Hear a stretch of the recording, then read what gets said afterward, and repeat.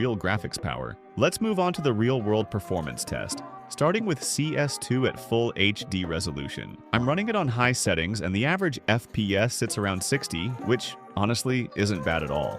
It just about meets the minimum playable standard for an FPS game.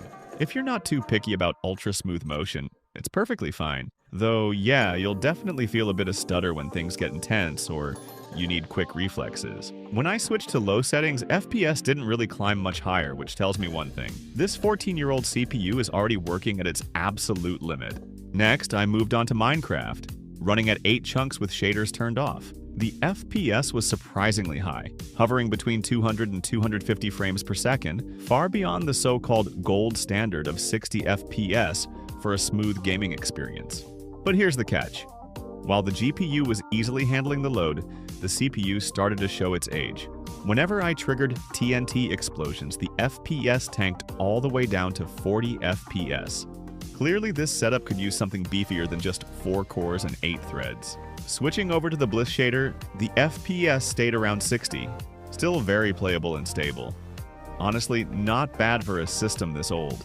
Next up is Fortnite, tested on DirectX 11 mode. The game ran at around 100 FPS, which is honestly pretty solid. But the CPU was clearly being pushed to its limits, sitting at about 90% usage the whole time. It makes sense though, since Fortnite is one of those games that leans heavily on the CPU. Still, despite all that load, the system held up surprisingly well. No major frame drops, just consistent performance. So yeah, the only real issue here might just be my terrible gameplay skills, not the hardware. Oh man, I can't believe this actually happened to me.